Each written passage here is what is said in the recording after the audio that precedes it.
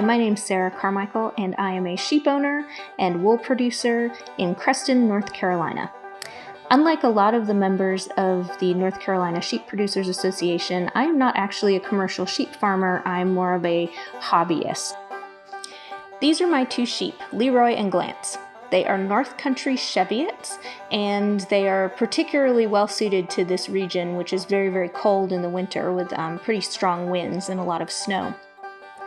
As you can see, Leroy and Glance can be deeply irritating and mischievous, and they like to be around their people as much as possible.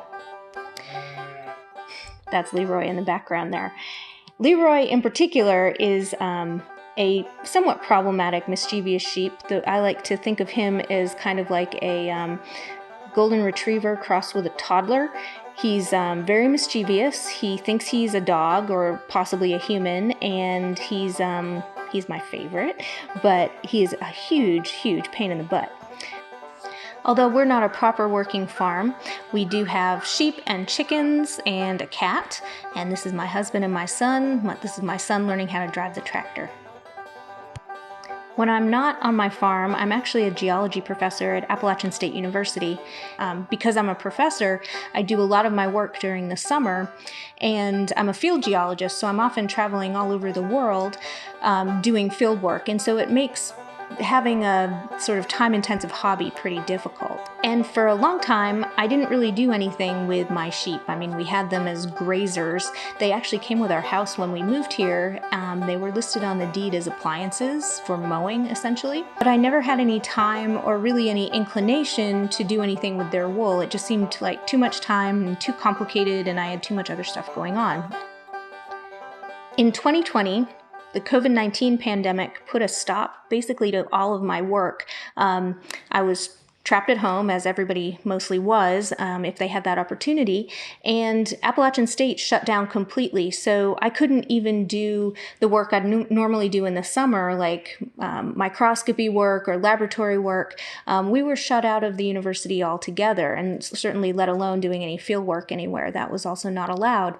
So I suddenly had all this free time on my hands.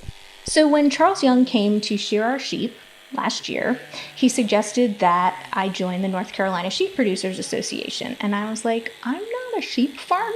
I'm just sort of this person with two sheep as pets. And he said, well, anybody can join. You've got sheep.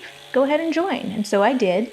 And because it was a pandemic, everything was through Zoom at first, and so I was able to actually participate in a way I wouldn't necessarily be able to do during a regular year because we live so far away from some of the major, urban areas way out here in Ashe County.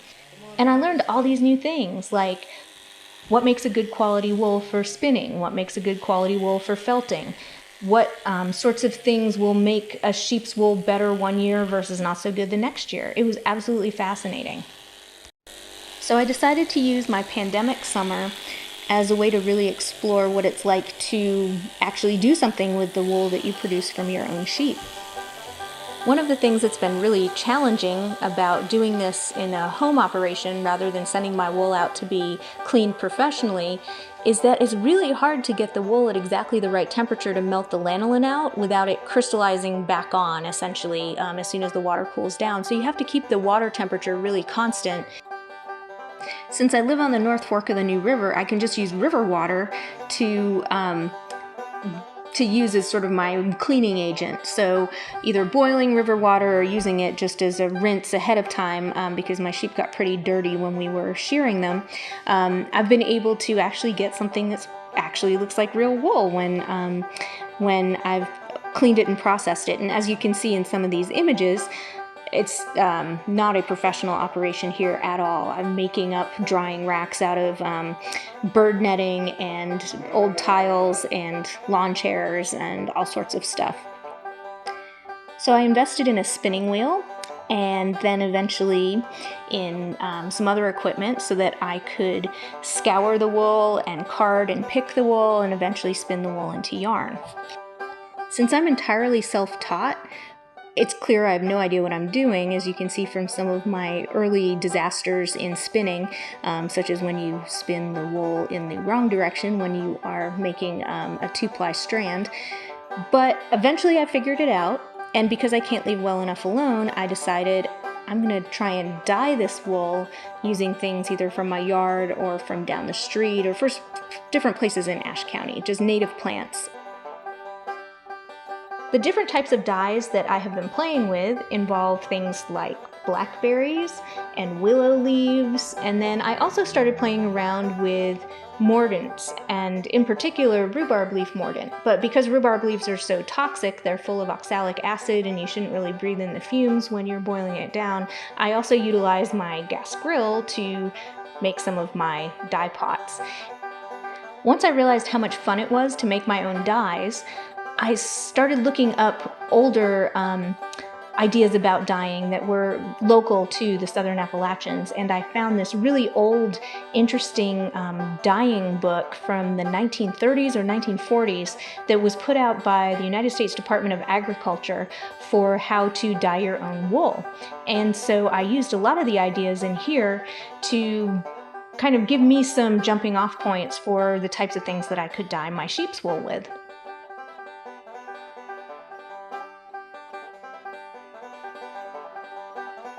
Last October, the North Carolina Sheep Producers Association had a shearing workshop, which is how I met a lot of folks in person for the first time. And so I went down to Hickory to Windy Wool Windings Farm, and this was just an incredible experience to be able to shear a sheep myself for the first time under the guidance of really experienced shearers. It was absolutely wonderful, and I decided, oh, I want to do this too. So I got myself my own set of shears, and then when sheep shearing came around in 2021, I called Charles Young and said, would you be willing to come out and provide moral support for when I shear my sheep myself? And he said yes. And so I sheared my sheep myself with a little help from Charles for the first time ever in their own pen, so they were not as freaked out as they would be if they had to travel to somewhere else to be sheared because they don't like riding in the truck.